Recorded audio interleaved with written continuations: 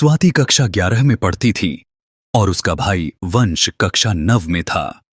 मई महीने में इनके मम्मी पापा इनको दिल्ली से स्कूल की गर्मियों की छुट्टी में इनके ननिहाल यानी नानी के घर उत्तराखंड जिला देहरादून छोड़ जाते हैं, जहां इनको इनके मामा जी के बच्चे तुषार और आदि, जो इनकी उम्र के ही थे, इनसे मिलते हैं। पूरे दिन चारों बच्चे खेलते, खाते पीते और टीवी देखते हैं।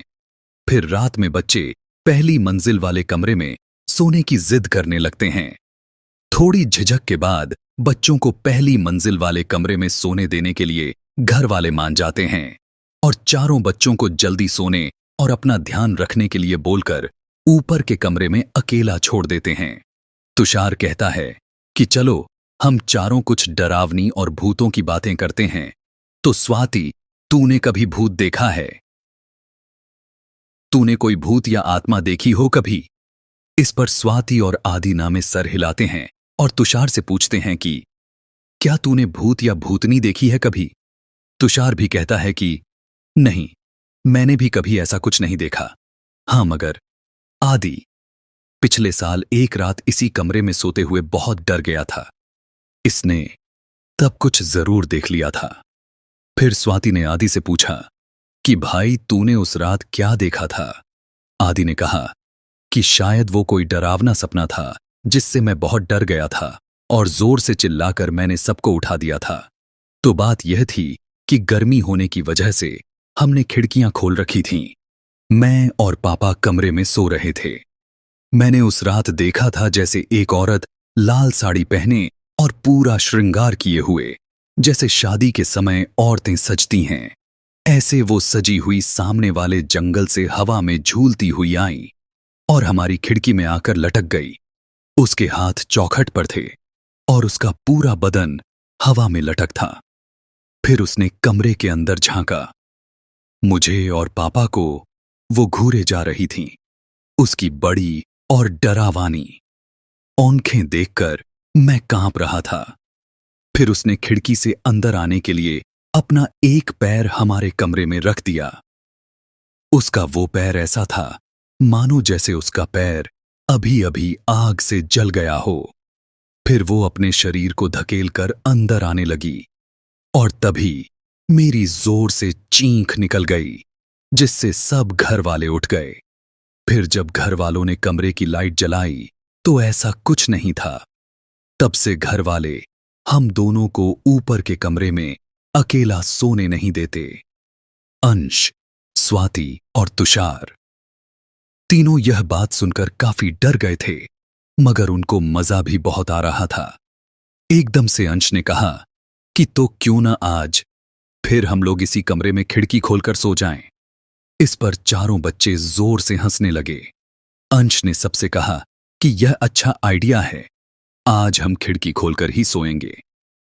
अगले ही पल अंश ने खिड़की खोल दी, जहां से ठंडी हवा अंदर आने लगी और चारों उस खिड़की से बाहर झांकने लगे और घर के सामने वाले जंगल को निहारने लगे।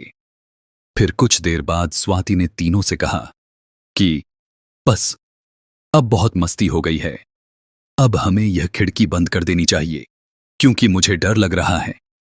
इस बात पर तीनों भाई स्वाति को डरपोक कहकर चिढ़ाने लगे और जोर जोर से हंसने लगे, जिससे स्वाति चिढ़कर नीचे वाले कमरे में सोने चली गईं।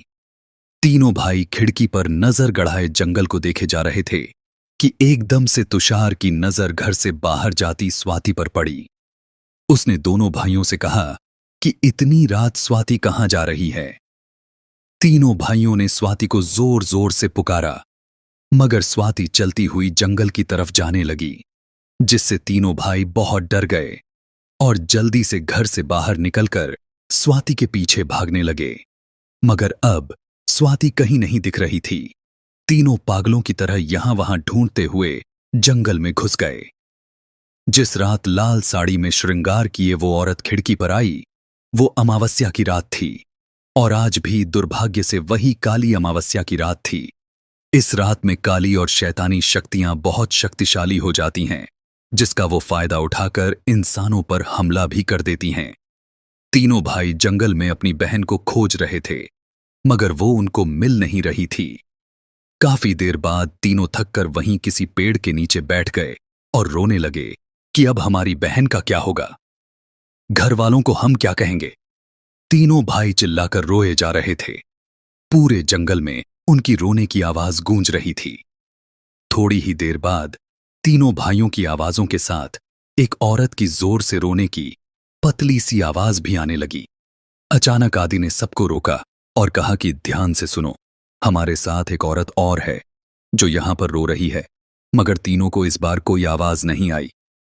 आदि ने कहा कि हम फिर से रोकर देखते हैं, लेकिन तुम ध्यान से इस बार उस औरत की आवाज को सुनना। तीनों ने फिर से रोना शुरू कर दिया और वहां से फिर से उस औरत के रोने की आवाज आने लगी। जैसे ही तीनों भाई चुप हुए, वो आवाज फिर से बंद हो गई। अब तीनों को लगने लगा कि यहां कोई है। तुषार ने कहा कि मुझे लग रहा है हमारी आवाज ही गूंजकर पतली होकर आ रही है, इसलिए एक बार और रोकर देखते हैं, क्या पता हमें वहम हो रहा हो। इतना कहकर तीनों रोने लगे और उस औरत की भी रोने की आवाज आने लगी। फिर वो तीनों चुप होकर सुनने लगे, मगर इस बार वो औरत गला फाड़कर पहले तो रोती रही, फिर जोर से ठहाके लगाकर हंसने लगी, जिससे तीनों डर गए और घर की तरफ दौड़ लिए। लाल साड़ी वाली चुड़ैल उनका पीछा करने लगी। तीनों भाई जल्दी से भागकर घर की तरफ जा रहे थे। दूसरी तरफ वो चुड़ैल उनका पीछा एक पेड़ से दूसरे पेड़ पर छलांग लगाकर कर रही थी। घर से लगभग 200 मीटर दूरी पर ही उस चुड़ैल ने तीनों भाइयों को रोक दिया और अपने खूंखार रूप में आ गई। उस चुड़ैल ने वहीं लाल साड़ी पहनी हुई थी, पूरा दुल्हन वाला श्रृंगार किया था। उसके आग से जले उलटे पैर बहुत डरावाने थे। आंखों में उसकी जानवरों जैसी चमक थी और बाल उसके जमीन को छू रहे थे। यह मंजर इतना खतरनाक था कि कोई भी बड़े से बड़ा दिलेर अपने होश खो सकता था। यह तो फिर भी 3 बच्चे थे। यह बच्चे इतना डर नहीं सह सके और वहीं बेहोश होकर गिर गए। इधर स्वाति घर पर ही थी और उसको नीचे वाले कमरे में नींद नहीं आ रही थी, तो वह ऊपर वाले कमरे में आ गई, लेकिन वहां उसका कोई भाई नहीं था। तो उसने नीचे के बाकी कमरों में देखा। जब तीनों भाई उसको कहीं नहीं मिले, तो उसने मामा जी और नाना जी को उठाकर सब बता दिया। वो दोनों तो अपने यहां का सब जानते थे, इसलिए वो सीधे जंगल की तरफ दौड़कर चले गए। नाना जी ने अपने गुरुजी की दी हुई छड़ी साथ ले ली थी, जिसकी जरूरत पड़ने की आज रात पूरी संभावना थी।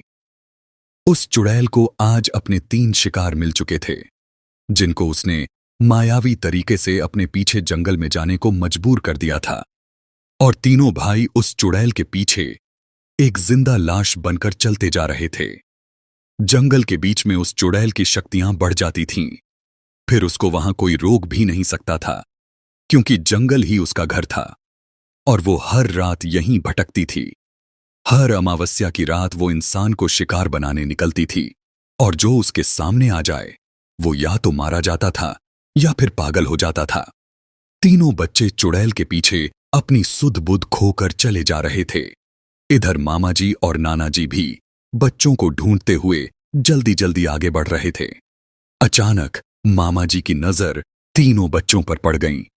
उन्होंने वहीं से तीनों बच्चों के नाम लेकर आवाज दी, जो किसी भी बच्चे ने नहीं सुनी, मगर चुड़ैल ने वो आवाज सुन ली और फिर से वो पेड़ पर चढ़कर छलांगे मारती हुई मामा जी और नाना जी के पास आ गई। मामा जी चुड़ैल का खूंखार रूप देखकर और उसकी डरावनी आवाज सुनकर 2 कदम पीछे हट गए। वहीं नाना जी ने अपने गुरुजी की छड़ी से जमीन पर 3 सीधी लाइनें खींची, फिर कुछ मंत्र लिखा और अपने गुरुजी का नाम लेकर छड़ी को चुड़ैल की तरफ घुमा दिया, जिससे वो चुड़ैल दर्द से चीखने लगी, जैसे मानो उसका बदन आग से जल उठा हो। और वो पानी की तलाश में पेड़ों पर चढ़कर छलांगे मारती हुई जंगल में बच्चों को वहीं छोड़कर चली गई। नाना जी ने तीनों बच्चों को उनके माथे पर हाथ रखकर कुछ मंत्र पढ़कर ठीक कर दिया, मगर वंश को बहुत तेज बुखार हो गया था, जिसकी वजह से उसको अस्पताल ले जाना पड़ा। 2 दिन बाद वंश ठीक हो गया, लेकिन स्वाति और वंश को उनके मम्मी पापा अपने घर दिल्ली वापस ले आए।